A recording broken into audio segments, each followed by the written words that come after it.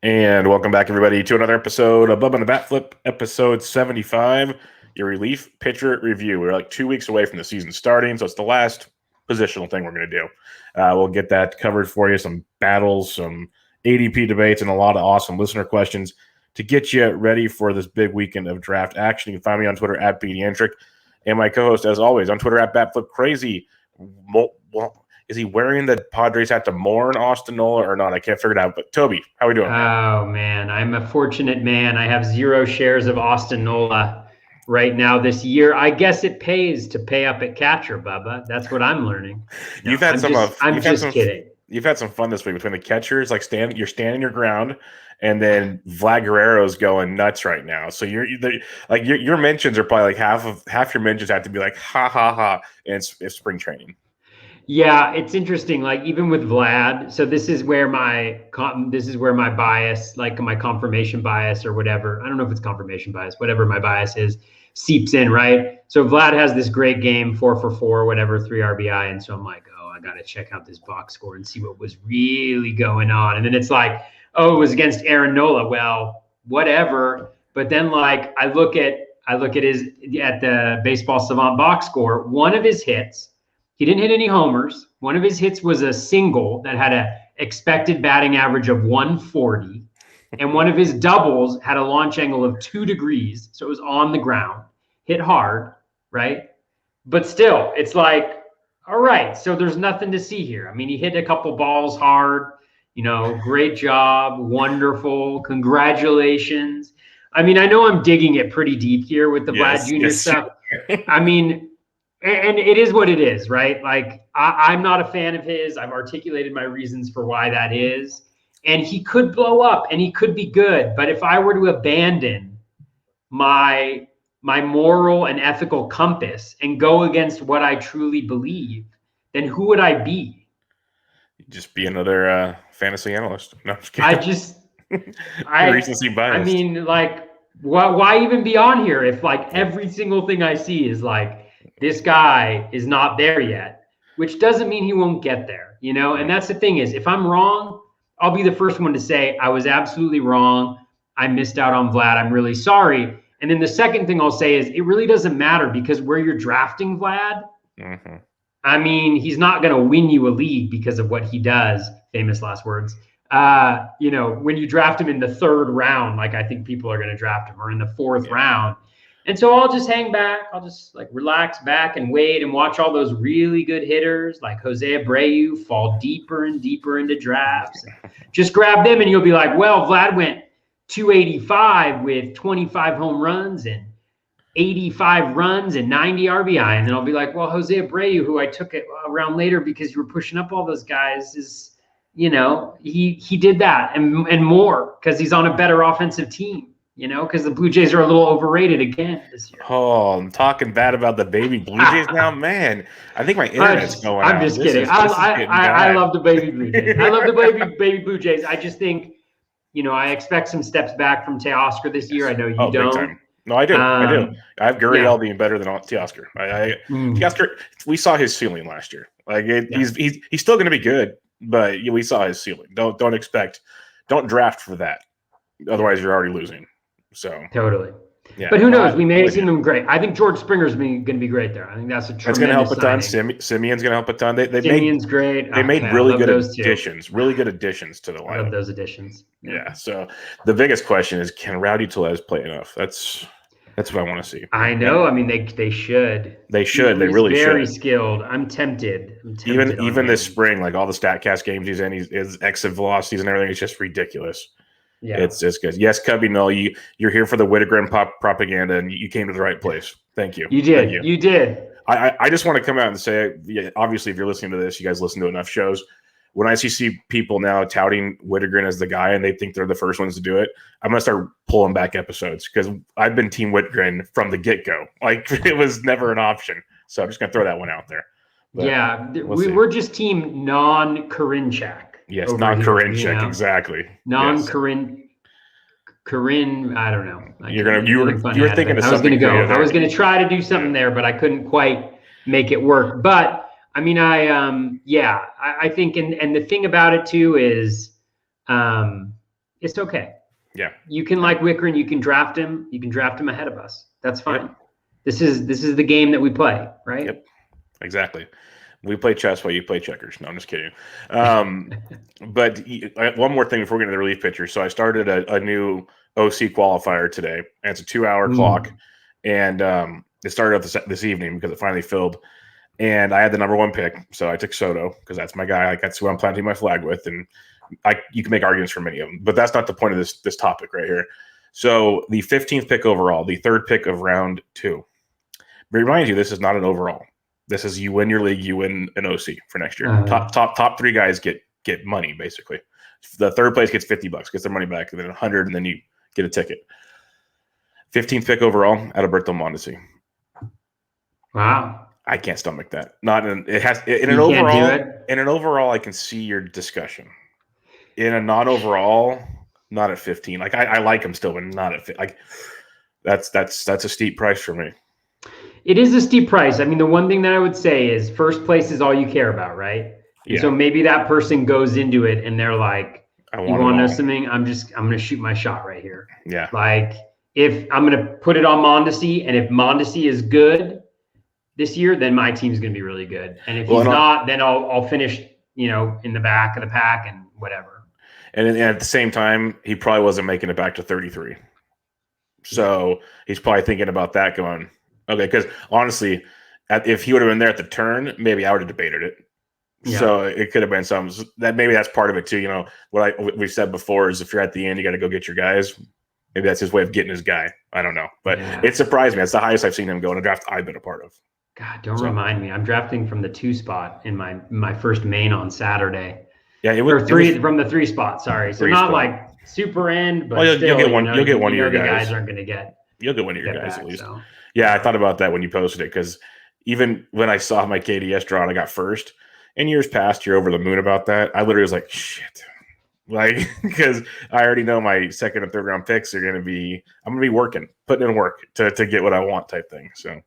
Yeah, Gold team league though, not as bad as 15. Not as bad as 15.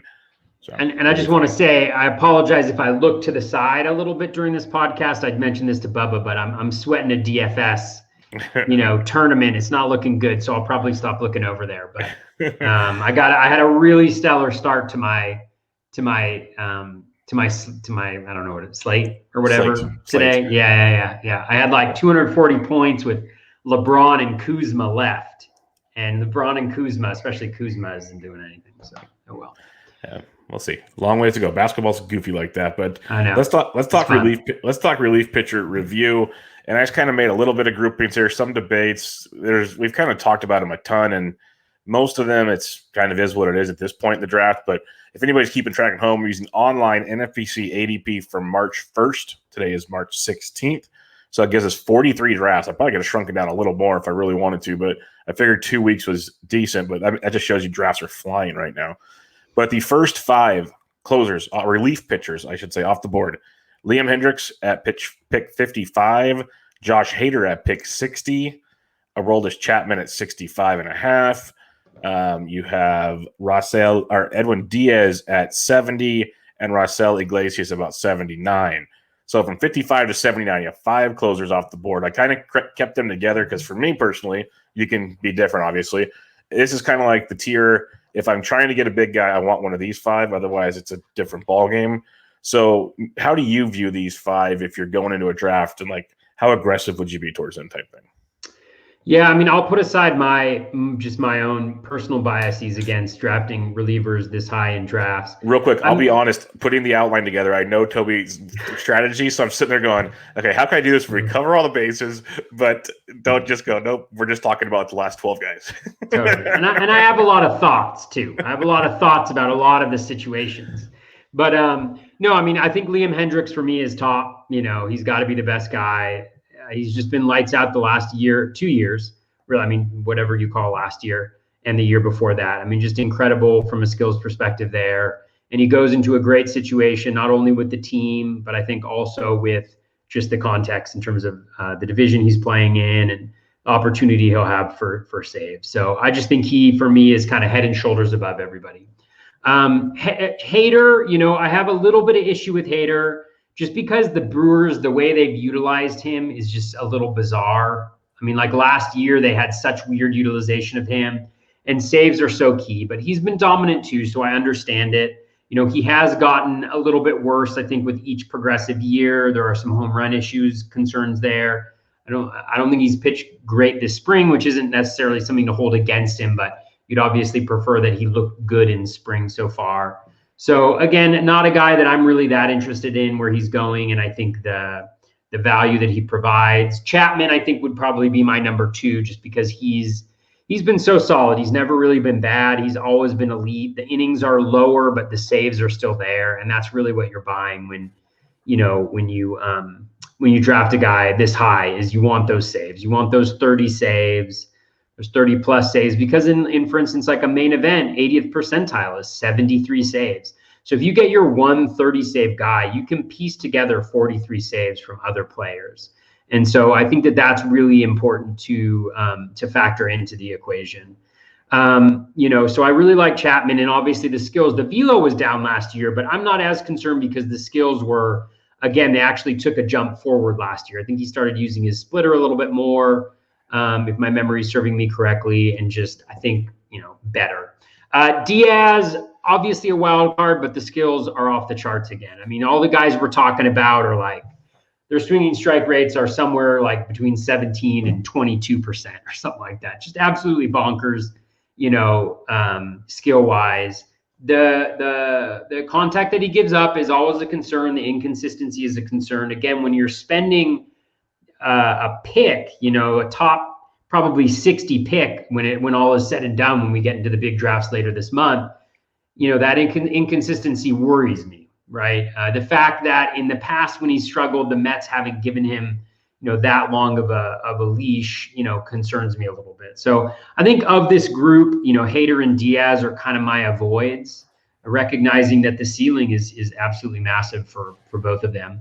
And then Iglesias I really like as well. I think he's interesting as a closer just because he brings, 3-4 pitches that he throws a decent amount. He was really good last year. He actually improved. He's been improving, despite some, I think, rumblings that maybe he was starting to fade. He's going to be really good. I think the Angels situation is a great situation as well. The ballpark's fine. I think the Angels will win plenty of games. I think the AL West is a nice place to pitch. Just generally speaking, I mean, the A's are taking a step back. The Mariners are rebuilding, although I think, they're going to be okay. The Rangers are going to be god awful. Offensively. I mean, talk about a team you're going to want to stream against, I think. So anyways, that has nothing to do with Iglesias necessarily, except for the fact that I think he'll get plenty of saves. And I also think that he's a highly skilled guy. And that's really what you're asking for when you draft a guy here, right? And one of my arguments against it, as we've seen the last couple years, but that doesn't necessarily mean that it's always the case, right? They have been reliable in the past sometimes, is just that, like, when you're drafting the guys this high with a 65 inning sample, anything is possible regardless of the skills. We saw that with Diaz, where he happened to give up a bunch of home runs, and he happened to have a lot of guys on base when he gave up those home runs. And so, he really hurt you a couple of years ago. That can happen at any point in time, a couple rough outings, and it's hard to make up for it. So that's my general, thing against closers, in addition to just not thinking that I can get something relatively similar way back there, where I don't feel as confident about getting a top 60 player, when I'm drafting them at pick 200 or whatever it is. So that's kind of how I would order them, I guess. Hendricks, Chapman, Iglesias, probably. I wouldn't go after Hader or Diaz, but again, I understand why people would be interested in them.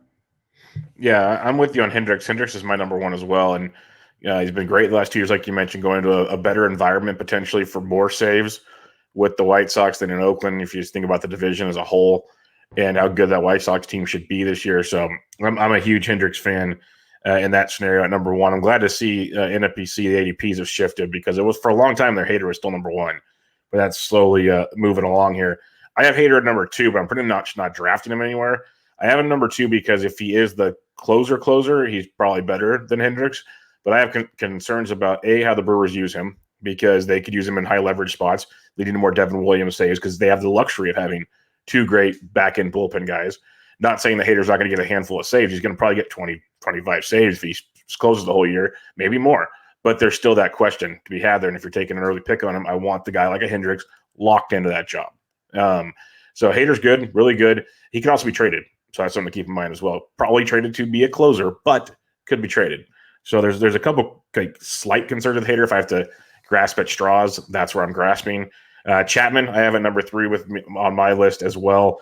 I love what he does, and people say, well, if you think Hader is going to lose spots, well, we know Chapman, the Yankees are smart enough, and they do rest him from time to time. But when you win 100 baseball games a year, you can do that with your closer and still get 35-plus saves. That's the beauty of Aroldis Chapman. And when he's out there, he's striking out the world. So they rest him because he can still throw 100 when he goes back out there. That's what the Yankees do because it's a luxury that they have.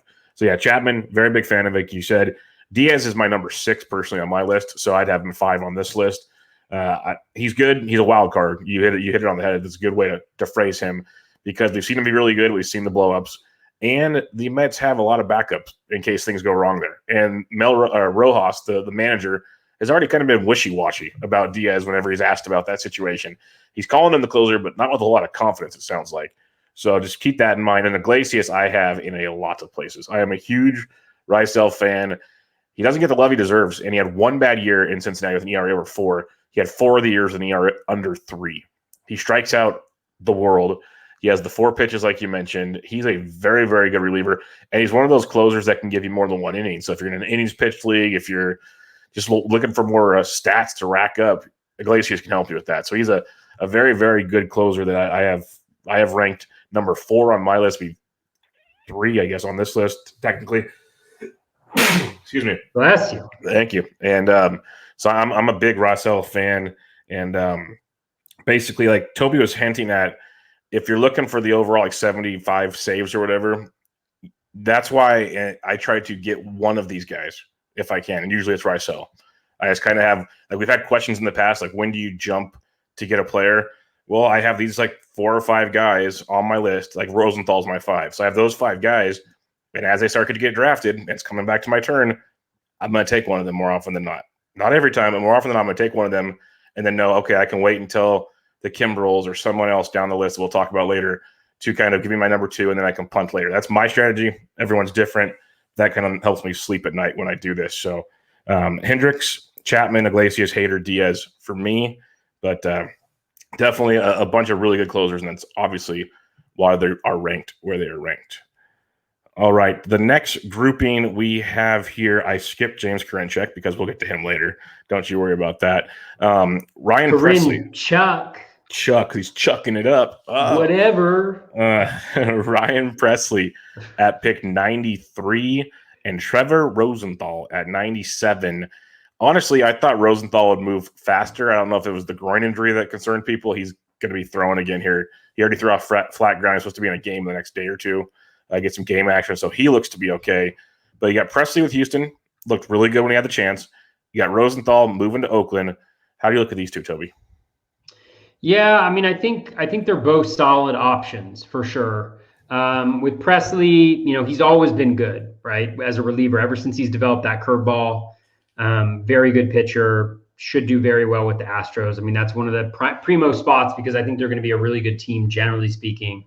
Great ballpark to pitch in. So I think he's an excellent option. I also like Rosenthal as well. I worry a little bit. I know his control was better last year, and he was obviously lights out, but there's an injury history there. There are control issues there, but Oakland is a phenomenal place to pitch. I mean, just have all my pitchers in Oakland, please, just for the love of whatever. And just great defense behind him. So I think they're both really good options. And so I don't really have any problems with taking them. Again, like I just so people understand, I always have problems with people taking closers at this point in the draft. I always have problems with it.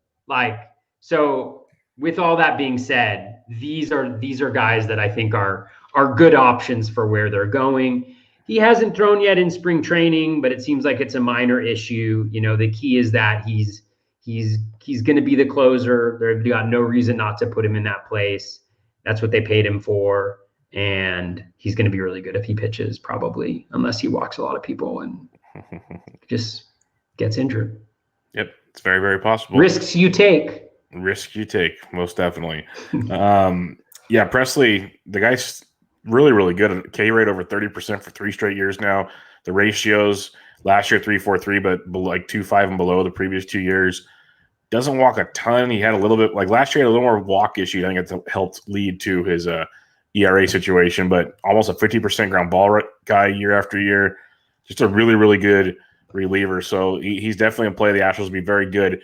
The only concern I have there is, like, until about 2 or 3 weeks ago, I think it was, until Rosenthal basically signed with Oakland, the Astros were looking for a closer still. So I'm just curious, like Presley's the guy right now, but does that mean they don't trade for someone if they're still in it? Something to keep in mind. He's very, very good. Run with it while you can if you want. I have Rosenthal as my number 5, mainly because the Oakland factor. I believe he's very good as well. Don't get me wrong, but Oakland, year after year, you have Hendricks. You've had other guys close there, and they just put up 30-plus saves year after year. It's like a saves factory. A lot of it's the ballpark they pitch in. A lot of it's just that team. It seems like if you're a West Coast person, you watch a lot of late-night A's games, not a lot of blowouts. That's just the way I'll say it. There might be a lot of runs scored, but they're always tight games, it feels like, in Oakland. So they get a lot of save opportunities, and Rosenthal is going to get his fair share. So I'm pretty pumped on that. I don't have a ton of shares of Rosenthal because people are taking him earlier than I would, but I do like him quite a bit if you feel like pulling the trigger on that one. And one thing to mention on Presley, because you mentioned the walk rate, I think one thing that's good to do in these smaller sample seasons, to kind of double check that is, he had a higher walks per 9, but his walk rate was about where it's been throughout his career. If you look at his first pitch strike rate, highest of his career. His zone percentage went down slightly, but his O swing was still an elite 40%. So when you combine those together, it seems like he should be like in line for where he is. The walks per 9 is a little bit higher because he had such a high BABIP. So he was giving up a lot of runners.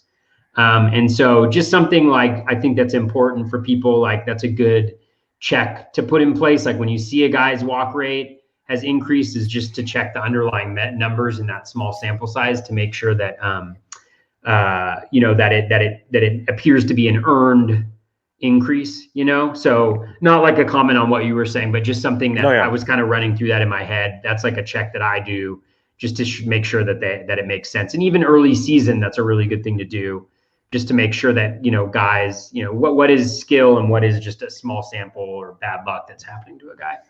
Yeah, no doubt about it. Good point on that.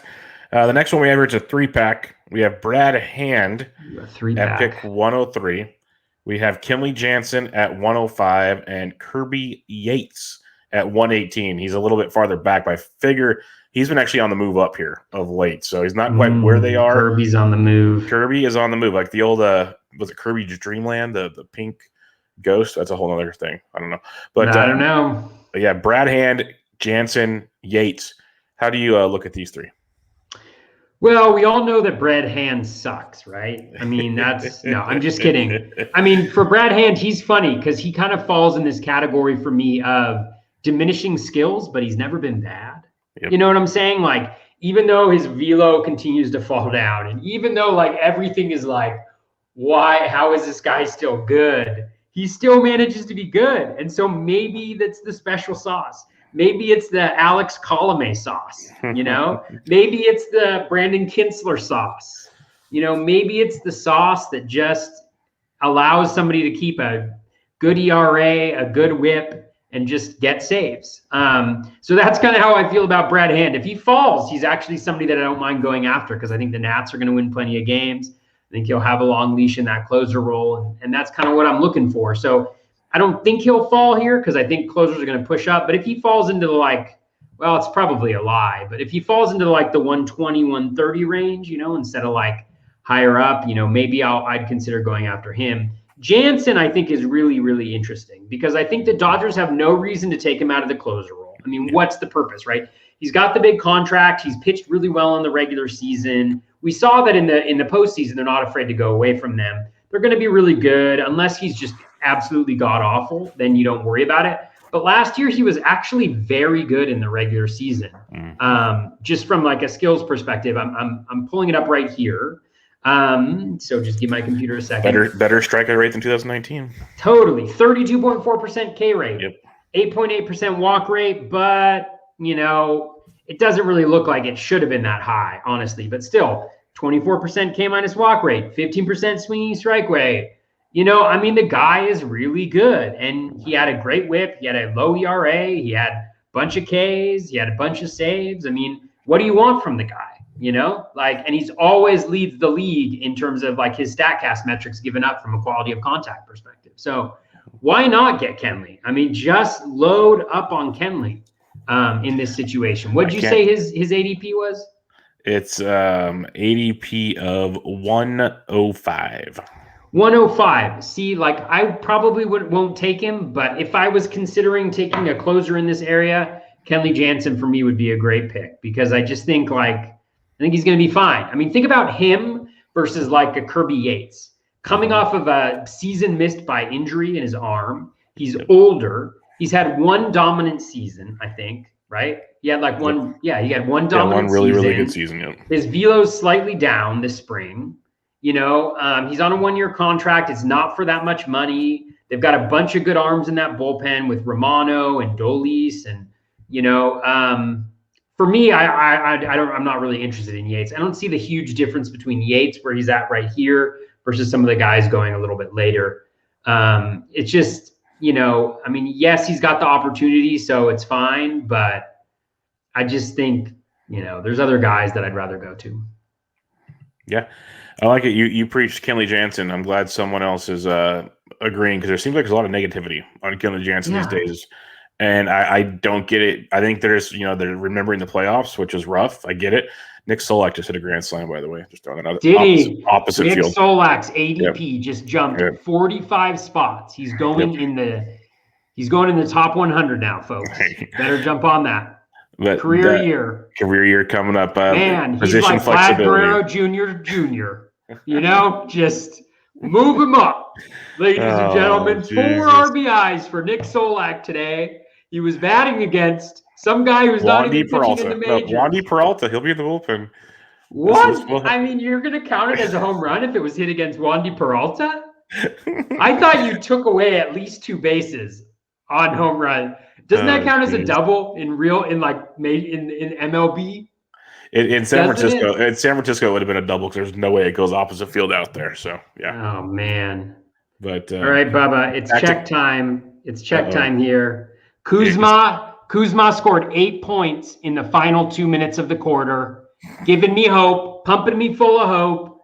We need a huge second half, ladies and gentlemen. I'm bringing you along on my DFS NBA ride. Let me tell you something here. All right, go ahead. Back to Kenley Jansen. You mentioned the strikeout rates and all that. If people want to dig deeper, it was the lowest max exit velocity he's given up in his career, the lowest barrel rate he's given up in his career. His O swings and his contact rates are very similar to the last couple seasons. He was still very, very good. People just want to clown on him because he had a rough postseason. He didn't look as dominant during the regular season, but he was outstanding. So I'm all aboard Kenley Jansen because I don't know about you, Toby, but I think the Dodgers are still going to win a lot of baseball games this year. So I think they're going to be just fine. Kind of like the thoughts I had with Chapman. Yeah, the Dodgers have a lot of options. They can rest Kenley if they want. He's still going to run into 30-something saves. It's pretty outstanding what he can do out there. So I'm all aboard the Kenley Jansen train. I don't mind Brad Hand either. I'm just, if I'm going to pay the price, I'll save a little bit and get Jansen. And given they're going right next to each other now, but for a while it was spread out a little more. I still believe a little bit in Tanner Rainey, but if Hand's getting the job done, they're going to keep him back there. That's why they paid him to come in there. And I had shares of him last year, and I was scared every time, and he got the job done. He's one of those pitchers that can just pitch without nasty stuff. He just gets it done. So more power to him, I guess. It's just scary. And Kirby Yates is intriguing just because he's healthy. He's throwing well so far this spring, like velocity-wise and everything. But there's always that concern, like you said, he missed a whole season by injury. So what's going on here? But if you want to take a risk, I think he'll be fine. Just not a guy I'm probably running to go take. But kind of after this grouping, it drops off a pretty good amount. So I can see why people might be moving Kirby Yates up because there's a lot more question marks after the Yates and company here. You know what I've learned, Bubba? Yes. With regard to Kenley Jansen? Mm-hmm. Haters going to hate. You know what I'm saying? Haters are going to hate. I mean, look at me. I'm presented with all this visual evidence that Vlad Guerrero Jr. is going to be really, really good this year. And yet, what do? I still hate, right? Yeah. I still hate. Well, not like actually hate, but the reason why people haters are going to hate is going to be spelled with a D, because the Dodgers are going to trade for Josh Hader. That's been like the rumor the whole time. So you can see it now. Haters going to hate. It's just how it's going to go. I mean, the thing is, the Dodgers are a smart organization. They're not going to trade a bunch of prospects and good players. Mine, by the way.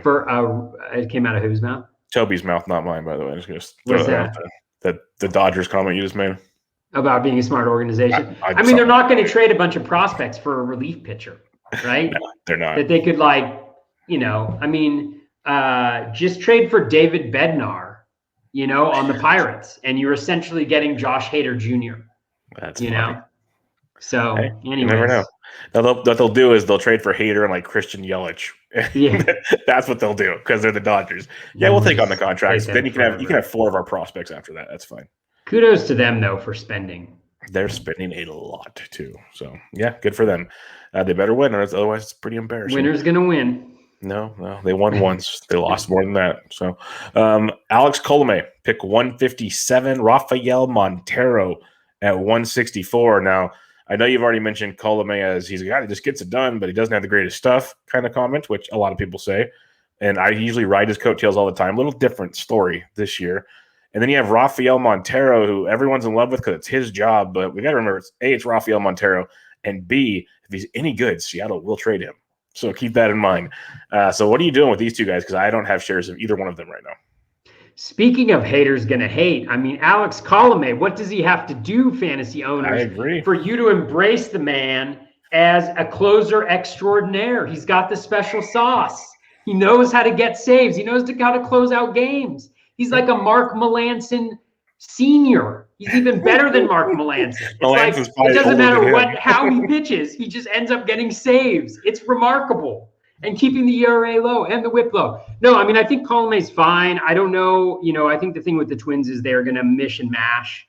And so for that reason, I don't have a ton of interest in this place. But I do think he's a guy that if he falls a little bit, then, and by falls a little bit, I mean, if he falls to like pick 180 or something like that, like I might, want to grab him there.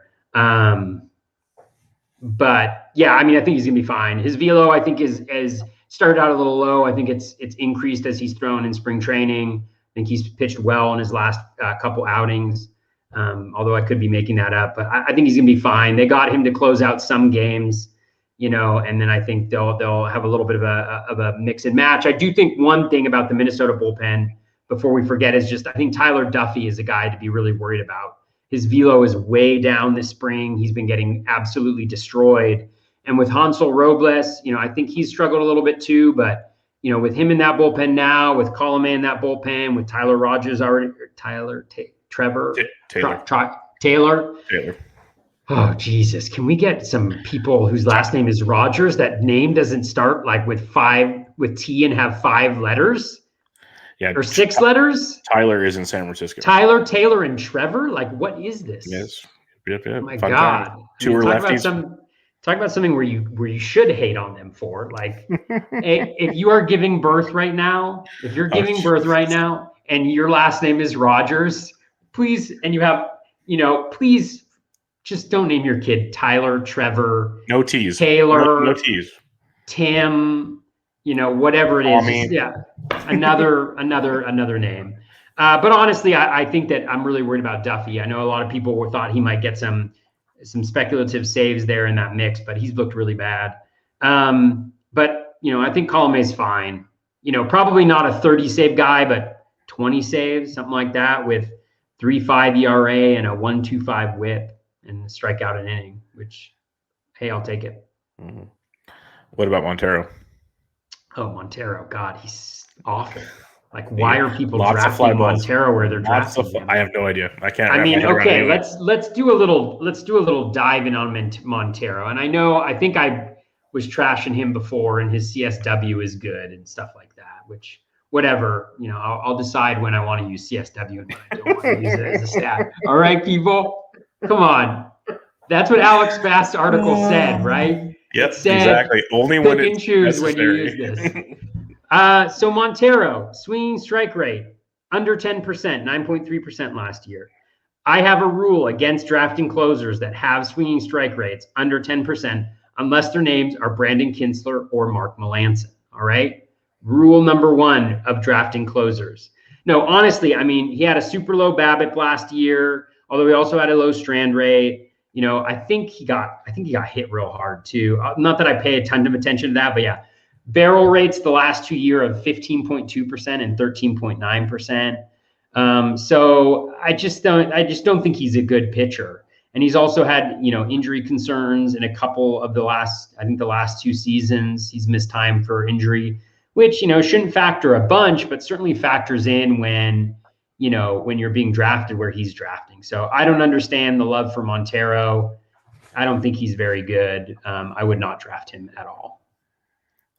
I would not draft him at all. Yeah, no, I have no shares of him either. Like, he's a massive fly ball guy, something I don't want to deal with either, given Seattle's nice and all, but that division, some of the guys are going to have to face up against. No, I'll pass on him. But Coleman, I've always been a fan of. Where he's going kind of stinks because Rogers actually went after him, and Rogers to me is the primary closer. But Baldelli, he likes to use Rogers for multiple innings in a high leverage spot. So Coleman, like you said, is going to get a fair share of saves when he gets the chance. So that's an option. I don't completely hate it. It's just where he's going. I feel like you can get the same production or gamble the same way a little later in the draft, and that's where I'd rather be taking those kind of stabs. And then at that point in time on Coleman, that's the problem. And yes, Montero, I want nothing to do with at all. And one thing that I would say about Montero too, if you look at his pitch mix, I mean, last year the best pitch he had a 13.3% swinging strike rate. Like, the best pitch he had last year had a 13.3% strike rate. That's not the good. best pitch not good. He had a 13.3% swinging strike rate. Hey, I'm not going to say it again. You know who had an overall swinging strike rate of 15% last year? Kenley Jansen. Jansen. Keep hating on that. Keep hating. Yep, haters gonna hate. But Alex Coleman is at pick 158. His teammate, like I just said, Taylor Rogers, 186, almost 30 picks later, 2 rounds later in 15-team drafts. And you got Matt Barnes at pick 187. So they're a pick apart. You have Taylor Rogers in a potential platoon on a good Twins team, and you have Matt Barnes, who will make you go crazy if you roster him as a closer. So what do you see in these two?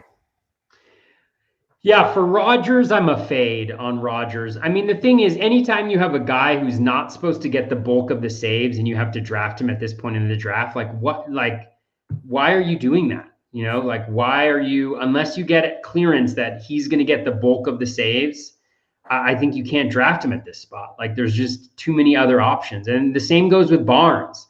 Like, Barnes has pitched really well. He looked good at the end of last year, although some of the underlying metrics, when I took another look, were not as hot. Like, it seemed like they were a little bit luck driven.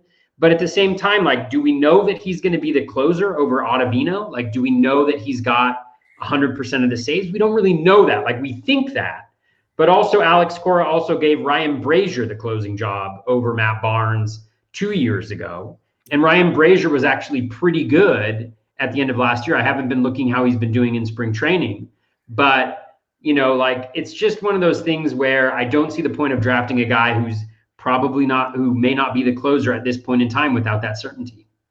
Yep. No, we're pretty much on the same page. Rogers, I will take a chance on where he's going because I've seen him fall past 200. He's one of those guys where you might have someone in the draft that really likes him and he goes, or he falls and people just don't want to deal with him because you look at, he's gone as high as, over the last 2 weeks, as high as 128. Remember, his ADP is 187. As high as 128. As low as 320. Mm-hmm. So this is one of those guys that he falls around. So I can't remember what league I was drafted him. I grabbed him recently as my third closer, and I'm like, okay, I can live with that. That's doable. But just know he's gonna take days off. Coleman's gonna get his fair share. If Rogers gets 22 to 25 saves, give or take 20 to 25 saves, I think that's what you should be shooting for. If he gets that, you're happy. If you think he's gonna get more than that, you're really wishing on a prayer because I just don't see Coleman is going to get probably 20-ish as well. That's just how it's going to go. They're going to it's almost 50-50 to me. Rogers might throw more innings. Like I said, he'll throw a couple innings here and there. He'll have higher leverage situations. But Coleman is going to get his. That's why he's going higher, and I think for good reasons. But Rogers is interesting. Also, Rogers kind of stumbled towards the end of last year and lost his job just to clear his mind. But he's back there. I wouldn't worry too much about that. And Barnes, yes, I think Ottavino is going to take that job. If not right away, at least at some point. If Ottavino figures it out, like the way he was pitching in Colorado and early in New York, he is better than Matt Barnes. So that's going to be one to definitely watch. And how good are the Red Sox really going to be? Just think about that one as well. I think you should open and set it with Metallica, "Living on a Prayer." Wouldn't that be the closers episode? Wouldn't that be a great intro to the closer song? Maybe I'll do that. I think I can slip in Spotify songs into my into the podcast. Be much easier for you to do. I gotta make a little note. There you go. Of doing that. All right, a couple team situations to hit on real quick. We got the Reds. Amir Garrett, he's battling forearm stiffness. A report came out 2 days ago. He plans on throwing early next week. Keep an eye on that. Lucas Sims, he was battling an elbow deal, but he's been throwing bullpens. He looks like he'll be fine by opening day. They have Sean Doolittle. TJ Antone, I think he's going to be in the rotation, so I don't think he's even an option really.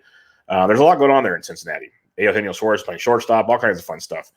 But how are you approaching this? Because right now, I'm kind of grabbing Lucas Sims shares because he's going so late right now, like so late that I'm going to take that gamble.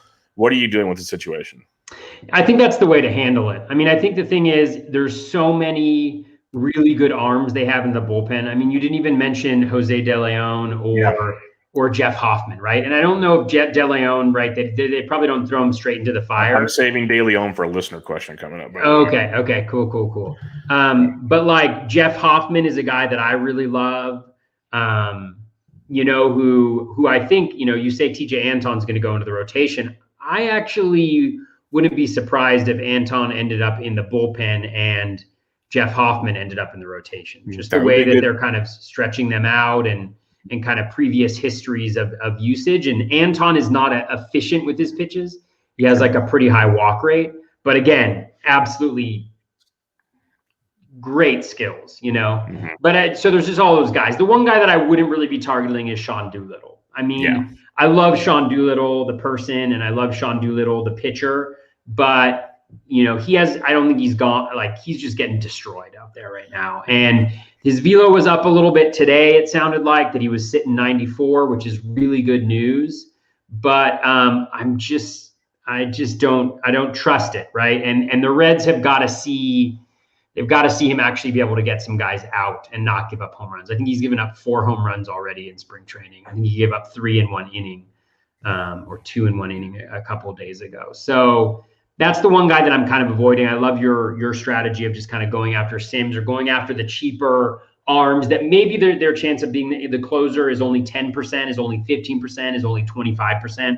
But if you hit it, it's a gold mine, right? Where you're drafting them. And right now, over the last 2 weeks, Garrett's still going around pick 210, where Lucas Sims going to pick 350. I'll take that 140 picks and take my chances. That's just if you drop him, you drop him at 350. It's not going to crush you. But the upside of Sims, he's a very, very good pitcher. That if he's healthy, he can run away with some of this stuff. In reality, if Sims were healthy, I could see him having a similar, if not better, year than Alex Coleman. And that's, I think, because for sure, I think him and Garrett, if both healthy, they still kind of split it almost like Rogers and Coleman do for the most part.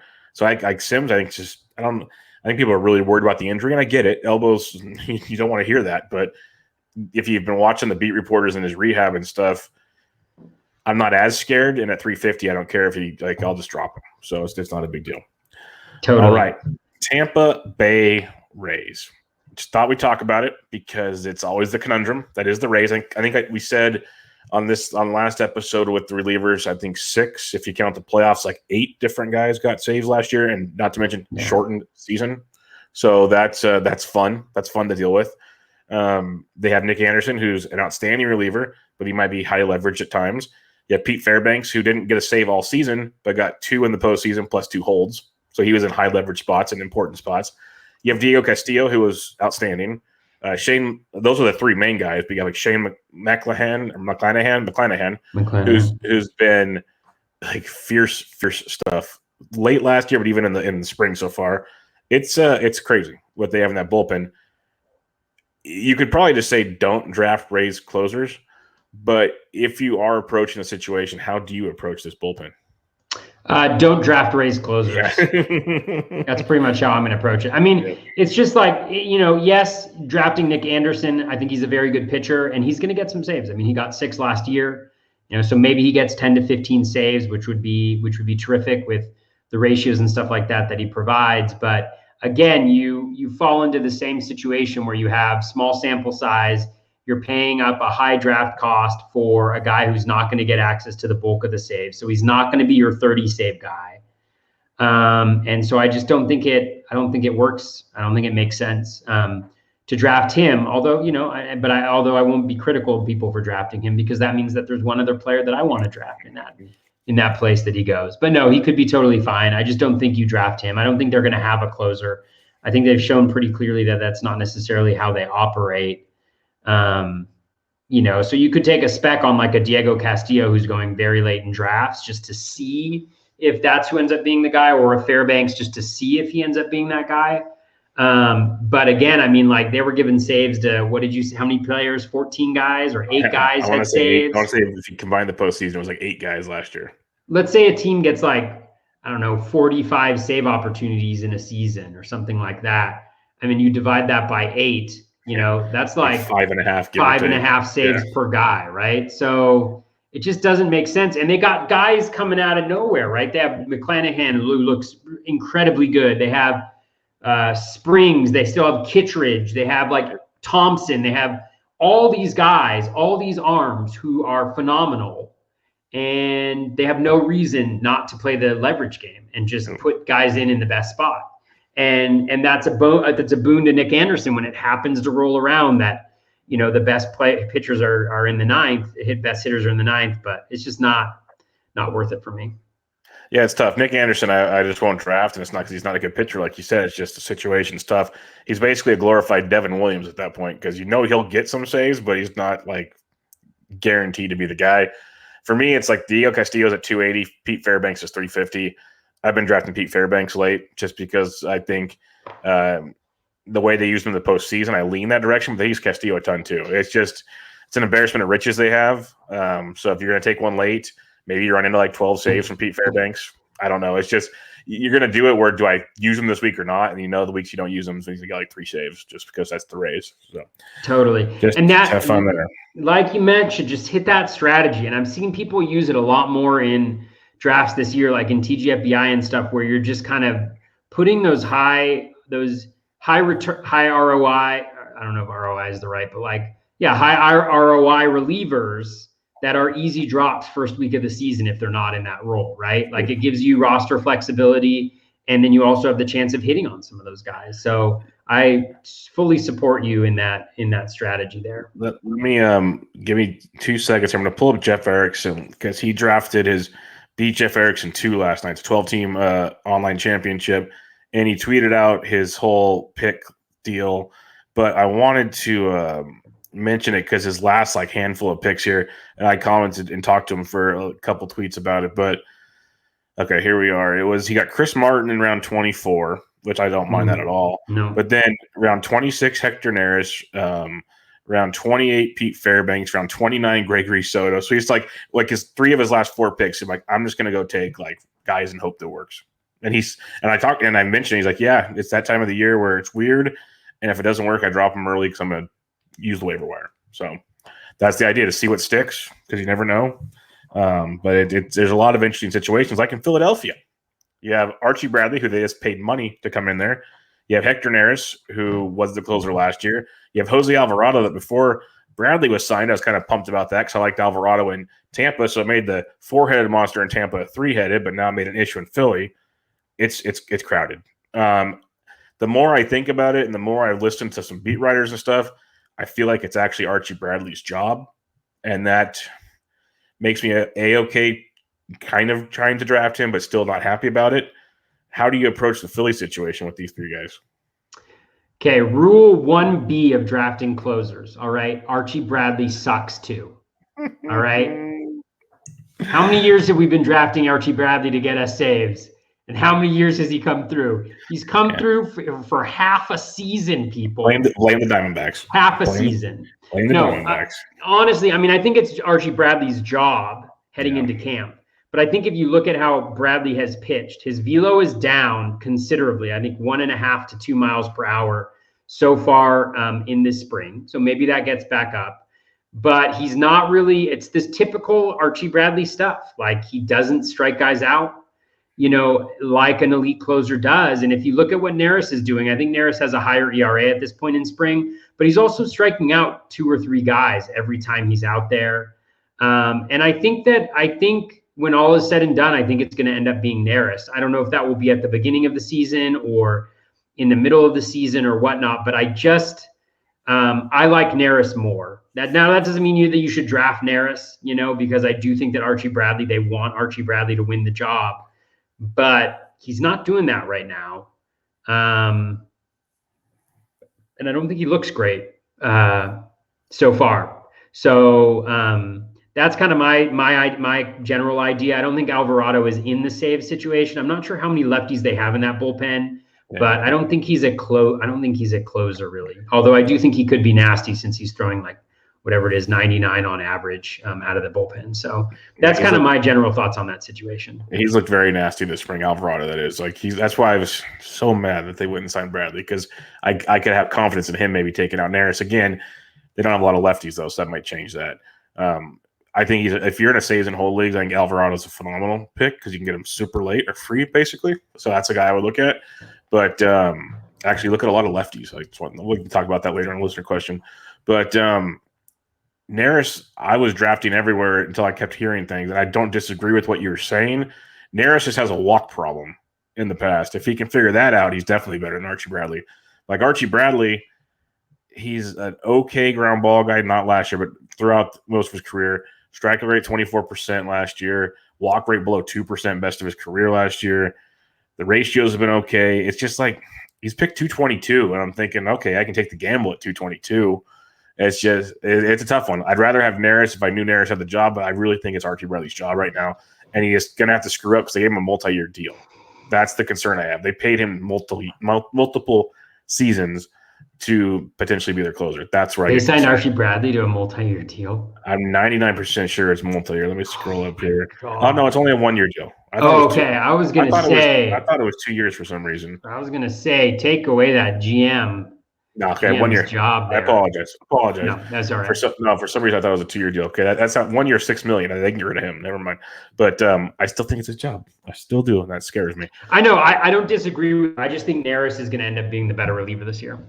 Yeah, I see. I don't disagree. That's why the situation in Philly is crappy. it's just bad. But let's go to Baltimore. This one, Hunter Harvey. At least he made it easier for people like myself. I gave up on him this year already, which was nice. It felt good. But I'd never liked seeing the guy get hurt. I kind of wish he didn't now because I'm not drafting him and other people are. But Hunter Harvey got placed on a 60-day IL today for his oblique situation. So it's a pretty bad one if he's going on the 60-day IL. And that moves up Tanner Scott, who's probably the favorite, but you got Cesar Valdez there, guys we've talked about before. I have a lot of Tanner Scott shares. I have a lot of both of these guys in Best Ball and Draft Champions leagues. I'm drafting Tanner Scott where I can right now. Let me get you their ADPs right now before I give you the floor. Tanner Scott, ADP of 348 is going to tie at 269 over the last 2 weeks. And Valdez, not Framber, he doesn't count anymore. Cesar Valdez, 360 as high as 330. So they're starting to get he's only gone in 4 drafts, so it's obviously happened since the Hunter Harvey news on that one. Let me see how many drafts Scott's gone in. Tanner Scott has gone in 17. I mean, there's 43 drafts on this ADP. So Tanner Scott, Cesar Valdez, how are you approaching those guys? Or do you have a sleeper in Baltimore? No sleepers in Baltimore. I think Tanner Scott is the much better pitcher, so I would draft him. But I also don't think that they're going to use one particular closer. I think they're going to mix it around. They'll probably get like 7 saves all season, I think. And so maybe Tanner Scott will get 5 and Valdez will get 2. But I do really like Scott. I mean, I think it's his slider, which is just one of the best pitches in baseball. Super high swinging strike rate. And I'm right on that, right? I'm not making that up. No. You're right on. Yeah. So I would go with Tanner Scott, again, another kind of late round dart throw, but I don't think they're going to go with a closer. Cause you remember last year, I mean, they started out, I think, and they had Sulser in there and he was actually pitching pretty well. But then all of a sudden he wasn't getting saves and then he pitched poorly. And then it was like Larkins or whatever his name was came in, and then it was Valdez. And, I think it's just going to be a jumble. I think they're a very much a team that does not focus on saves at all. Yeah, well, when you win 40 games, it's tough to focus on saves. But sure. They should have spent real high on. They should have signed Liam Hendricks. That's what their team needed. Really lock down those wins. Yeah, lock down those 4 blown saves you get this year. I like Scott too. Like I said, I have him a lot of places. I don't mind Valdez.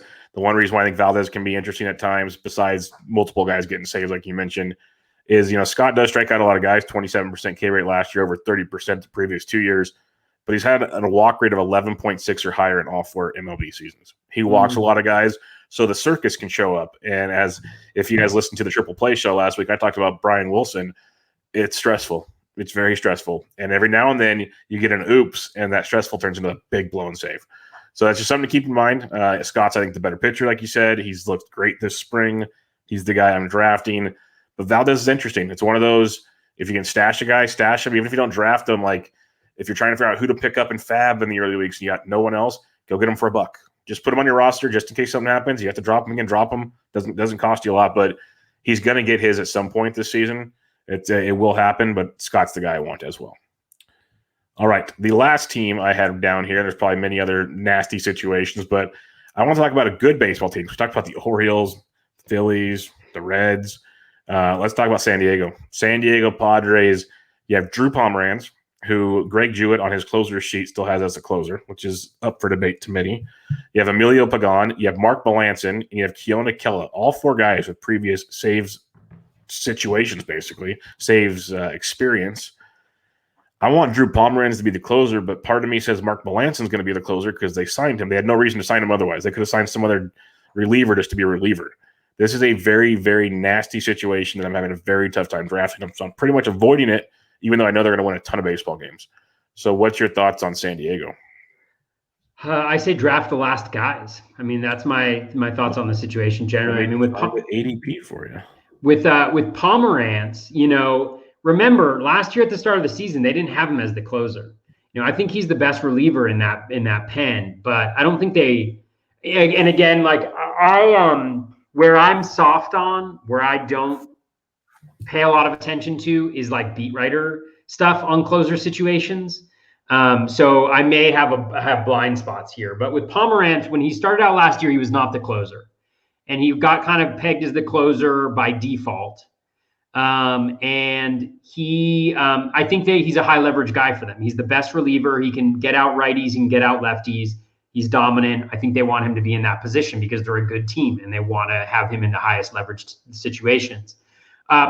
Melanson, I think one of the reasons why they got Melanson is because of the type of pitcher he is, which is a pitcher that throws Mark Melanson's, which a Mark Melanson is when you throw an inning pitched, you have a whip that's way higher than 1, but you somehow find a way through double plays or loading the bases and then deciding to strike people out to get out of the inning without giving up any earned runs. And one of the reasons why he can do that is because he's an extreme ground ball pitcher. And I'm not sure they have that profile on any other of their relievers, just because of I think the organizational philosophy. They have a lot of high K guys, but a lot of fly ball guys, which I think we saw last year with their bullpen gave up a ton of big home runs. And so I think that for me, Melanson kind of serves that role where maybe he comes in an inning where they need to get a ground ball, or he's just kind of like a guy who pitches a lower leverage situation, because I don't think he's a very good reliever. Emilio Pagan can be very, very good. He also has not been so good sometimes as well, right? Like he's a extreme fly ball pitcher. He gives up a lot of hard contact and home runs, but he also has dominating stuff. And then I think one guy who's on Greg's list, which I'm very intrigued by, is Keone Kella. I have not seen anything at all linking him to the closer's job, but I know that he has been lights out. He's been a closer before. There's no doubt about the stuff. And so why not? Yeah. Why not? He's hit free agency, so you don't have to worry about arbitration or anything like that. I loved Pierce Johnson, during the draft champion season. So I have a lot of him on my teams, which I think is just going to be like a big donut for saves. But so they've got some other bullpen, but Kayla's very interesting to me. Yep. So, and I don't know if he's a guy that you draft in a 30 round league, but he's certainly some guy that I'm monitoring extremely closely. Yeah, no, when they signed Kella and Melanson, I got really bummed because if it was just Pomerantz and Pagan, we can make that work. I got no problem with that. And I don't disagree with your Melanson take because I just don't think he's got the closer stuff, the dominating closer stuff anymore. Like the Giants, I watched that wreck. Atlanta, he made it work, but it was never pretty. Kella, I like a lot. I was hoping he'd get back to closing in Pittsburgh last year, but it just never really came to be. When it comes to Pomerantz, he's the highest drafted, like around 180. Melanson, I think, is like 230. Pagan's 350. Kella's not getting drafted right now. Pomerantz, I think, is the kind of Taylor Rogers minus all the saves, where he'll get a few, but he's the high leverage guy. They're going to bring him in when it matters the most. Where Pagan, Melanson, Kella, that could get interesting. It could be like a Rays situation back there, where you never know really what's going to happen. So it's just super tough. I don't mind drafting any of them in deeper leagues. Like we're going to have saves holds questions later, and I think Pagan I actually drafted like my last pick in Tout Wars in the saves hold league because he's going to get so many chances back there to do stuff. It's just a very tough situation to attack in drafts. But you mentioned take the lowest guy. Pagan's going at 350. Kella's not even getting drafted. So Kella could be like a Cesar Valdez where just keep him on the waiver wire in your mind. Like if you start seeing Kella pitch in the 8th once in a while or something, go jump on him for $1 the next week because he's going to start sliding into some saves before you know it. And at worst, he should get you a lot of strikeouts and maybe a win here and there. So the Padres are going to be good. So just think about it that way. Look at the positive angles besides just saves at all times. Yeah, and I love what you said there about holds leagues. Like in holds leagues, I would target the hell out of the Padres bullpen. Yeah. Yeah, we got a saves hold question coming up that I'm going to spew a lot of stuff because I've played in saves holds for a while, and now I actually have to really play in one this year. So I have a few thoughts on those when we get to that situation. Yes, the Padres idea is definitely one of them. That'll wrap us up kind of by our review of the position. We have a lot of listener questions here that should probably cover some other stuff, but it's a mess of a deal. If you have more questions, hit us up if we don't answer them somehow tonight. But it's a moving board, and like I would say is check out Greg Jewett's board. It's free. It's a sheet, and you subscribe to his Coffees and Closers. It's an email that comes free every morning. I wake up. I talked about it with Bloomfield, and I talked about it last week. Literally, we wake up in the morning, and on the West Coast, it's already in our email. So I don't know what time it comes out on the East Coast. I don't even look at the time. Every morning it's there. It's basically mining the news for relievers. He has all the beat writer quotes. He's got everything you need, and that's how he updates his board all the time. So it's free. All you got to do is give me your email. So go check that out. I would recommend it if you're curious about more saves stuff. Listener questions. Peter Smith at PTR Smith 08. What relief pitchers would you target in a head-to-head category league that uses saves, K per 9, and holds as categories? So use saves and holds. You mentioned the Padres situation. Is it saves and holds or saves and holds? I think it's two separate categories, right? I'm sorry, Peter, that's dumb. that's just bad. But if that's your league, that's your league. It might be the way he wrote it down. You mentioned it. It might be something different.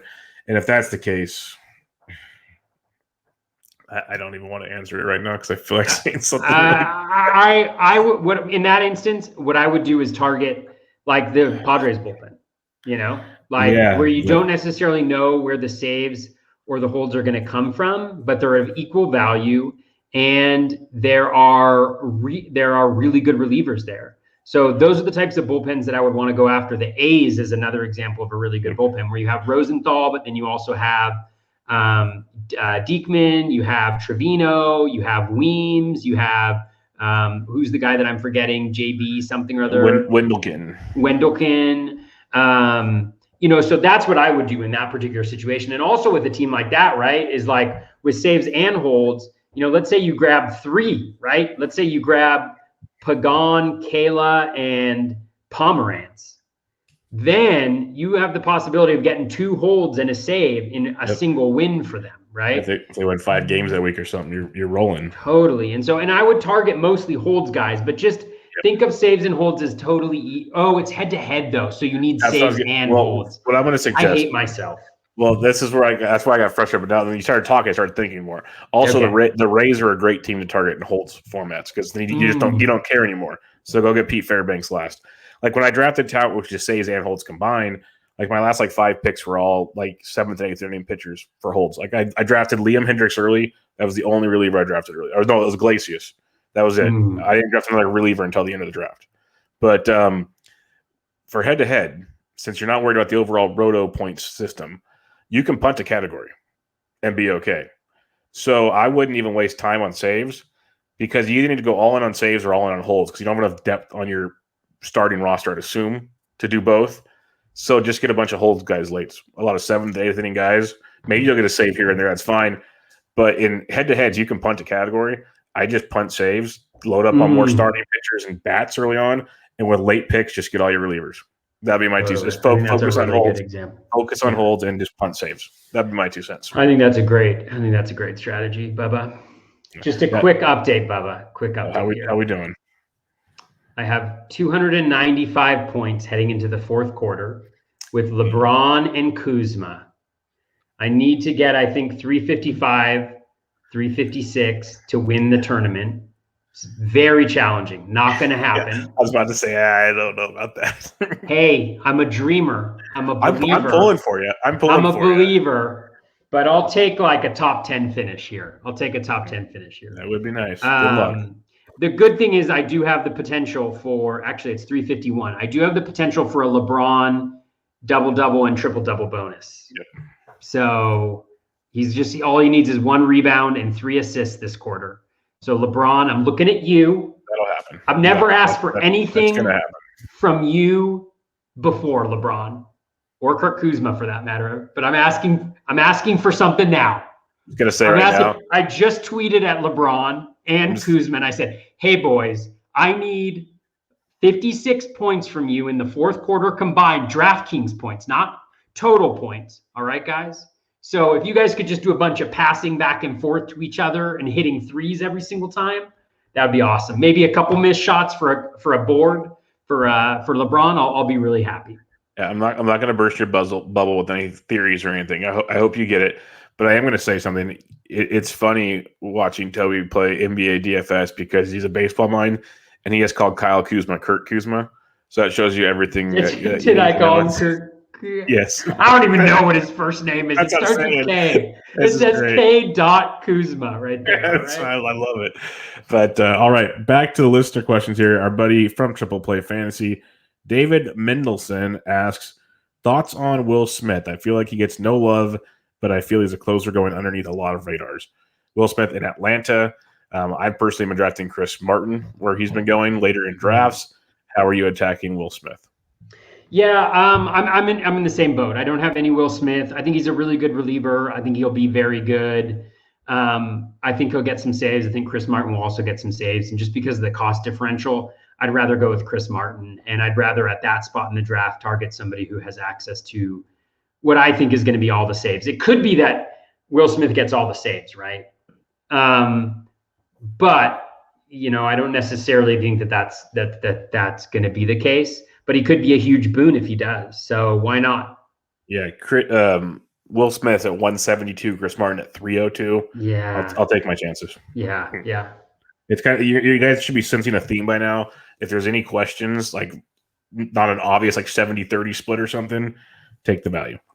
Rev D-Bone, he sent me a DM because he asked a question a while back that we did not get to because that was my bad. So he has 2 questions. He has a closer question and then a starting pitcher question from before. But we'll start. Got a couple questions for the pod. Who is your favorite save spec currently going outside the top 300? His is Jake McGee, Chris Martin, or Ottavino. Those are the 3 he's targeting. We just mentioned Chris Martin, who I've been drafting. I love Jake McGee. I think he is the Giants guy for now, even though Reyes Maranta is the better pitcher. So those are both options. Is there anybody post 300 that you've been targeting? Because you are a weight on saves guy. I think McGee is pre 300. He must have just moved because he just said he's at 300 whenever he texted me this. So is he? Okay. I don't know what ADP he's using. Let me. Yeah, I'm probably thinking 15 team leagues too. He's 270 now. Okay. So, yeah, he's moved up. Yeah. Of those guys, Martin. Yep. McGee Martin, who's the other one? Ottavino. Yeah, I think Martin. Just because I think he's a really good pitcher. He doesn't walk guys, strikes out a decent amount of guys. I think he'll have access to saves on the Braves. I think the Braves will be better than the Red Sox will be, and I trust the skills more than I do for Ottavino, who struggles against, who has historically struggled against lefties. And then a couple other guys that we've mentioned on the show: Tanner Scott, 347, Lucas Sims, 349, and just for Covey Knoll and everybody else listens to the show, Nick Whitgren's at 354. If you just want to go get some Cleveland saves, there you go. There you go. And then his other question, I apologize for this, and he's been really good about it. He messages me, and I forget. If you have time to sneak it in, we are going to sneak it in for you. Who is your favorite arm between Pablo? These are the three Marlins starting pitchers: Pablo Lopez, Sixto Sanchez, Sandy Alcantara. He wanted us to rank those three, how we'd approach them in drafts. Lopez, Alcantara, and Sanchez in that order for me. 100% on the same page. If you want volume, it's Sandy. If you want the best overall pitcher, that should be the best overall pitcher, it's Pablo. If you just want to have fun and watch GIFs all day, it's Sixto. But that doesn't really help. That doesn't really help your fantasy team. GIFs don't get you no fantasy. Nope. All I'll say is you should listen to the mega pod between the pitcher list, Alex Fast, Nick Pollock, and the Rates and Barrels guys, DVR and Eno Saris. They had a really good Sixto Sanchez discussion. So I recommend people check that out. It was very, very good it was fun because they were all comparing their rankings and where they differed, and they had discussions on why they differed and stuff like that. Sixto was one. I got to listen to that pod. It was and they even said it at the end, well, we could do this for 3 more hours. I'm like, there's been a lot of long pods lately, but that's one, the way they were discussing their differences. I was like, this is intriguing to me. I could sit and listen to this one. But Lil Book of Calm, CALM, says, in a standard 5x5 league, how valuable are saves versus quality innings from relief pitchers? Example, Brad Hand is projected for 30 saves with a 3.6 ERA and 70 strikeouts, while Nick Anderson is projected for 15 saves but a 3.1 ERA and 100 strikeouts. How bad must a relief pitcher be before their saves aren't worth their stats? Does that make sense to you? Yeah, it's a really good question. First of all, I never look at projected saves. Yeah. Just because you just can't project that stuff. It's like pitcher wins. It's hard to project wins. Yeah, there's wins. It's hard enough to project just pitchers in general. Pitching projections are the hitters' projections is much more easier than pitchers' projections, I would think. Yeah. And so, it's a really good question. I mean, because it's not just a question of which one is more valuable, right? It's also opportunity cost. So it's kind of like, in the example that you gave, Nick Anderson is going later and fewer saves versus Brad Hand earlier and saves. So in a standalone league, I would probably go towards Anderson just because you don't need to finish as high in saves, right? And you can protect your ratios. The reason why saves, at least in the NFBC competitions that I focus on primarily, they're generally overalls. And so you need to have saves. You don't have to have saves. So I think in a standalone league, I would lean towards Anderson in that case because he is so good. And I think the ratio benefit outweighs the save benefit. But in like an overall competition or something like that, you need to have saves. And so I think in that instance, I'd rather have Hand if they're straight up. But again, they're not going at the same cost. And so it's also just a question of what hitters are you missing out or what starting pitchers are you missing out on by grabbing the guy earlier as well? And who are you missing out on at that pick 150? So I don't think it's one where you can say this one definitely outweighs that one. I just think that those are kind of the considerations as you draft. And then another question ultimately is, can you get the next Nick Anderson off the waiver wire, right? Yeah. Maybe not the next Les Anderson, but there's always elite arms in the bullpen that come out of nowhere. And you can tell pretty quickly that they're going to be really, really good. And so I would just draft good players because they're still available at that point in the draft and and draft those ratio guys later or speculate on saves later. That's my general focus. And it's a good point. Like with Nick Anderson, Devin Williams, try to find the next one of them instead of drafting them per se. So that's one way to definitely go about it. Nessie at Little Fantasy Mo says, I've heard that K to walk percentage is relatively sticky over time and correlates well with ERA. My Dynasty League has saves and holds, doesn't specify if they're separate or not. So role isn't important. So it must mean they're the same. Okay. Is it a viable strategy to build a bullpen based on the K to walk percentage leaderboard? 2018 to 2020, top 15 includes Duffy, May, Green, and Gallegos. I'd say that's not a bad way to start. Yeah, I don't think it's a bad way to start either, but I don't think you should look at that large of a sample size. True. Especially in bullpens. Yeah, just because there's so much fluctuation year to year. So I'd just identify high-skilled bullpen arms. So like May is a good example of, I think, a high-skilled bullpen arm. Gallegos is an example of a high-skilled bullpen arm. With Duffy, for instance, like you have to look at the recent context, like the decreased velocity.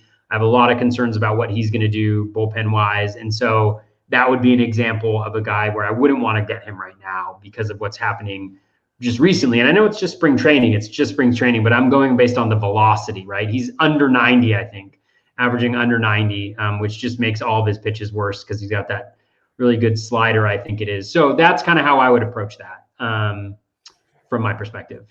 Yeah, and like we mentioned, Greg Jewett's chart, Roster Resource has their bullpen metrics, whatever. You can see like a whole overall bullpen depth chart, basically. Just start looking at good teams with good seventh, eighth inning relievers. Look at that route because it changes so much. The reliever landscape changes year to year, so just keep an eye on that. Jordan S. writes, what to do when closers are overvalued in your auction league? At what point do you punt saves versus paying the extra cost to complete in that category? For me personally, I don't do a lot of auctions to begin with, but the idea of paying a lot of money for a closer, if it's an AL, if it's a combo like mixed league, is crazy to me. I just get a bunch like $1 and $2 guys late. But what about you? So it's an auction league. Sorry, LeBron James just got a triple double. Just wanted to. That was a given though. That was a given. Just check. I'm just So it's an auction league. Is it AL only? You said, or it's not? It didn't. I said if it was a mixed league, I wouldn't even pay for saves. If it's an only league, I could see the appeal of like getting like two guys and just locks it all down for you. And it's just an auction league. That's the only question. Yes, he says it's an auction league. Basically, at what point do you punt saves versus paying the extra cost to complete it in that category? Basically, when closers are overvalued in the auction. When you say screw it, I'm not. Yeah, paying. I mean, I think that would be the last thing that I would want to spend on. Yeah. And so I think like in the auction, I mean, maybe even. I mean, I don't know. I will preface this by saying I don't play auctions, so this is all just thinking about it. If I saw that closers were going too much, I would wait and try to target some of the lower closers once people started running out of money. And I don't know if this is a viable strategy or people try this regularly, but there's a lot of relievers that have the possibility of getting saves. And I don't know whether it's a strategy in auction leagues just to save like a bunch of $1 bids, at the end of the auction or even during the auction, where you just throw out like, for $1, I'm going to throw out like, who are some guys that we talked about, like Lucas Sims, or for $1, I'm going to throw out, Kyle Crick of the Pirates or Neris, So if you do enough of those, because the thing is, and again, I think it depends on the rules and when your first fab run is in that auction. But if the fab run is before the season, then that's kind of the strategy is you throw those bids out, you get those guys, and maybe one or two of them hit, you hope. And if not, then you just toss them out and you go after other guys. So anyways, is that too rudimentary? Is that too basic? No, that's exactly what I just said. That's why, Mike, you agree with me. I agree with you. Yeah. I'm sorry. I shouldn't be distracted while I'm on this podcast, but.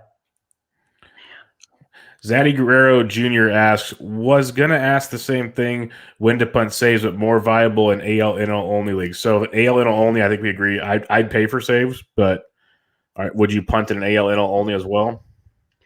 I mean, I think I never like to punt a category But I think it's if a standalone league, then I think you strategically try to think about look at the standings in previous seasons and try to think about what your general target is for saves. And then whatever you think can get you there. So maybe it's just get one closer or those speculative ads. I mean, I don't want to give the same answer to every single question, but it's like, I'm a speculator. Yep. You are. Ryan Bloomfield writes about you every week. It's the Toby. Oh my God. I live in gold country, so I'm just like, it's the new 21st century speculator is on saves in fantasy baseball. Love it. Doug Fraley Jr. asks, I've always lobbied for holds to be considered a standard category. What's your take on diversifying the relief pitcher landscape more in the fantasy mainstream? Funny you asked that, Doug. Tout Wars this year, I am in a new league where they did saves and holds to get rid of saves. And I've played in the saves and hold leagues for quite a long time in this one league I've been in. But it's, yes, industry-wise, it's not a deal. But the geniuses behind Tout, Chandler and Zola and Erickson and all that, they've been thinking about ways to do it. And they incorporated holds to make it saves and holds for the exact reasoning you were talking about, or one of the reasons you were talking about. And I think it's a great way to go about it. I think we're going to see how it works this year. The only thing I'll say is kind of like my strategy, and if you're curious, want to read, there's an article on it. But you really don't have to be aggressive on closers, and so your drafting is different because literally, if it saves and holds, there's so many holds out there. There really are, and there's so many holds on the waiver wire, like throughout the season. So it changes that respect of it. But I think it's with the way the game's moving. I think it makes more sense because we went through like 6 or 7 teams that have committee issues, and there's a lot more than that. So there's a reason why people are paying for saves. There's questions about paying for saves because locking down quote unquote set saves is not easy anymore. So I think it's going that direction. Any thoughts for you, Toby? Yeah, I think I hate the idea, honestly. I think it totally devalues. I mean, just because a category is scarce, just because it's hard, doesn't mean you abandon it. When you move to save and holds, you totally eliminate so much of the strategy. You do. Yeah. You it's not unlike for me the 2 catcher thing. The argument is catchers aren't good. So why do you need to roster 30 of them, right? And I can understand why it's no fun to do that. Number one, you don't have to do that. You can draft good catchers. That is a strategy to employ. But they get hurt so easily, Toby. Why would you do that? Sorry, continue. Sorry. But again, like everybody can like the game that you like. You should play the game that you think is most fun. For me, strategically, the saves piece is challenging. Even though I not punt saves, even though I wait on saves, I have a very different approach than a lot of people on saves. It's still part of an overall strategy, right? Of recognizing that you are going to leave a draft with a weakness and taking your chances there. Whereas with holds, like why would I draft any relief pitcher in the first? I mean, if I was like literally, if I was in a 30-team draft, my last 3 picks would be relief pitchers. It's true, and they'd be like whoever I thought on the Padres wasn't going to get the closer role, or whoever was left over, or the A's, or all these other really, really good bullpens. And I just really don't like that. If they were to make that switch, it would really take a lot of the fun out of the game, I think. Yeah, we'll see. Like, I'm curious to see where it keeps going because there's been chatter about it for a while now. But yeah, I agree. I literally did not need to draft any closer if you didn't want to. I'm curious to see how it plays out though, because there were guys that drafted closers like it was normal. Yeah. And I'm curious to see how that finishes the regular season. It's going to be interesting, to say the least, because the difference is the only difference I can think of is you can get closers with 30 to 40 saves, where the most holds you see is like, 20 to 25. So I guess it turns into that kind of counting. And that's where I think it'll get interesting to see where that plays out. Yeah. But you can stream you can stream holds so easy. It's like streaming starting pitchers, but easier. Totally. And the thing is, and yes, it's like I know that the push is to get like, well, you should be drafting the highest skilled reliever. Yes. And it's like, well, great. Like we don't know right now who the highest skilled relievers are going to be. We don't know. I would gamble that 5 of the 10 highest skilled relievers are not even going to be drafted. Easily. In the first 30 rounds. Yeah. Yeah. And so it's like, you could look for those guys and try to draft those guys as part of your strategy. So maybe that's a new strategy, but I don't really think it's a strategy because you can just pick those guys up off the waiver wire like nobody's business. Yep. And like holds, if you think about it, holds even bad teams like the Giants and stuff, you get a Javi Lopez, like a loogie. Like, and obviously you can't do that anymore. They have to throw to 3 batters.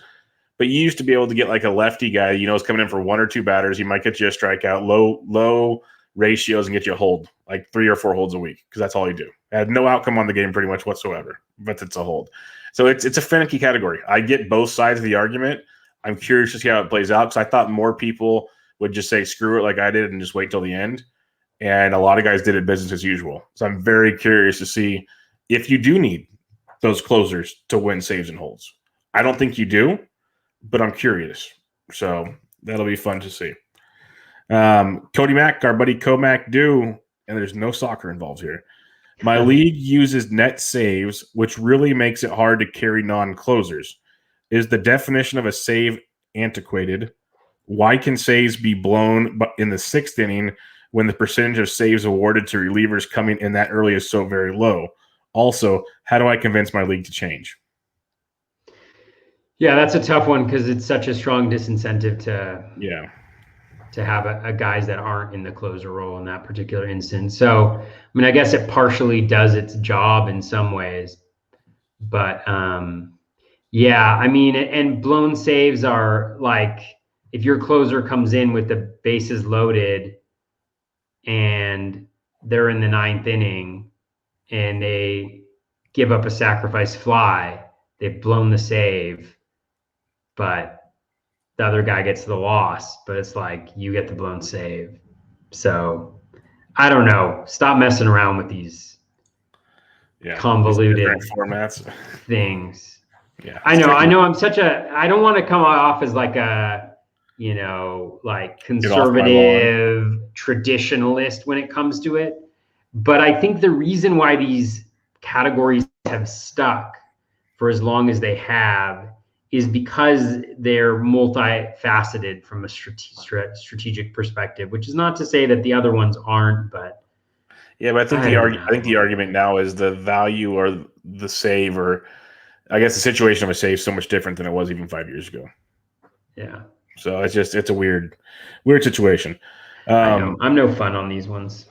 John Gaser asks, who is your top closer in waiting? There's a lot of them. I'm going to say that right out the gate. Obviously, I'm a fan of Nick Wittgren. I could probably name off like 6 or 7 guys. Do you have a top closer in waiting for you? Top closer in waiting. I'll just go through here and let you know who I like. Chris Martin, I don't know if he's a closer in waiting, but obviously like him.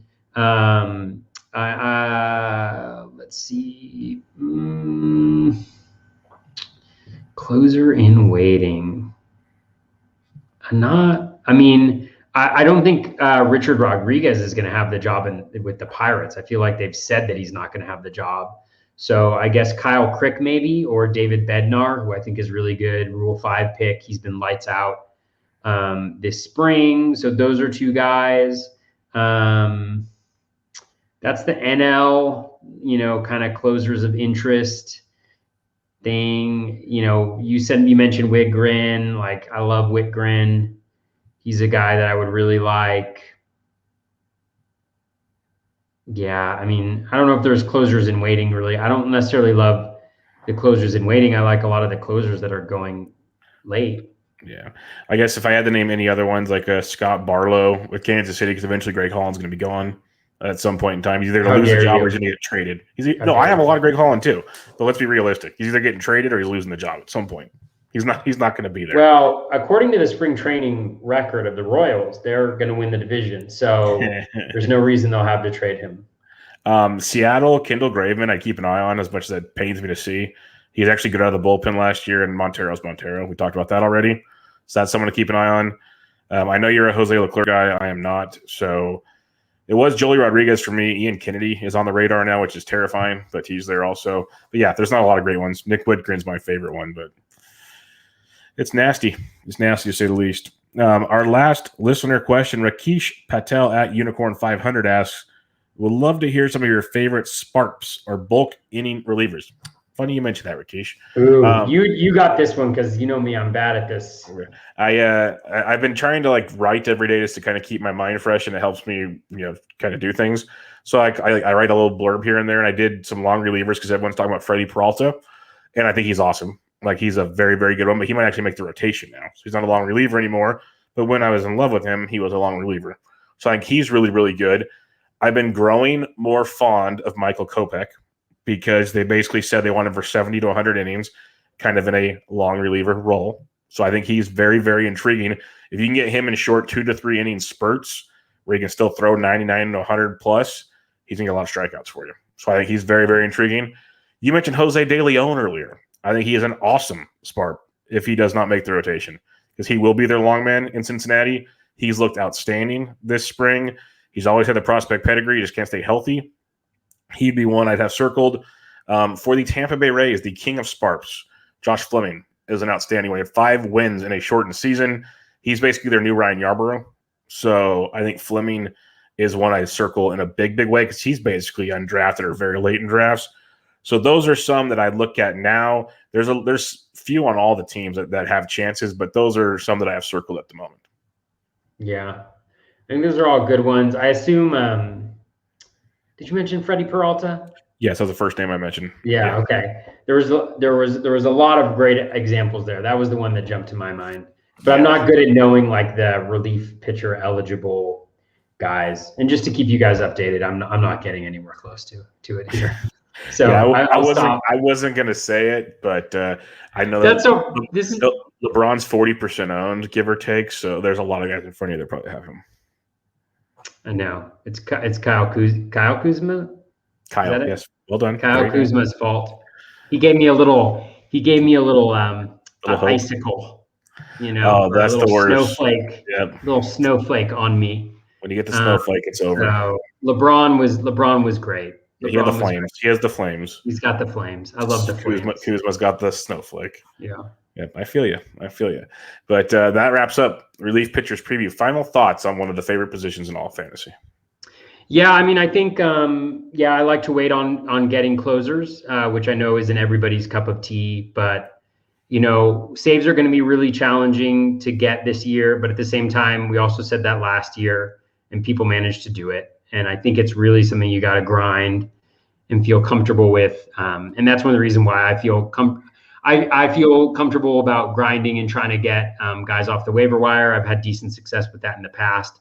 And so for that reason, I'm willing to wait, but that's not for everybody necessarily. So recognize where your strengths, where your weaknesses might be, or your perceived strengths and weaknesses, your self-perceived, if that's a thing, strengths and weaknesses, and how that plays into the approach.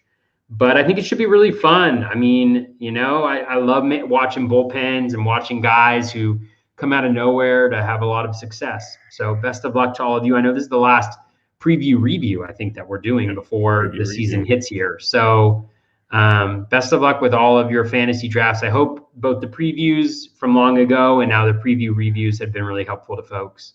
And if not, reach out to us with questions in the meantime. Yep, always willing to help you out. But like Toby said, there's different ways to go about it. I don't mind trying to get one of the top guys and then kind of getting guys later in the draft. That's my approach. Obviously, Toby does very well with his approach.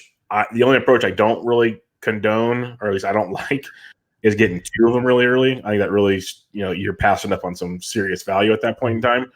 And then if you're going to work the waiver wires, if you wait too long, it gets too expensive, and that's when it sucks. But do it stuff like Toby does and pay attention and try to be a week early. Like I mentioned a few guys, if you see they're doing well, or there's spots potentially opening, get them for $1 a week or 2 early. If they don't get it, you drop them. It doesn't crush you. If you wait till they're actually the closer, that $1 turns into, we've seen it go as high as a couple $100. Like it gets dumb. And then you pray they are the closer when we've seen how many times they end up losing the job again. And that one stings in a big way. So you got to kind of be proactive, but that's the name of Fab. And that's why Toby's really, really good at this stuff is he's jumps on those guys. That's why guys like Vlad and those guys, they're a week, 2 weeks early a lot of times. And that's huge, saving money like that. But if you guys have anything else, hit us up with questions. We'll be back with bold predictions or something like that next week, as it'll be our last No, technically we'll have one more episode because it'll be the Tuesday before opening day. Opening day is on Thursday. So we'll have two more episodes. More episodes.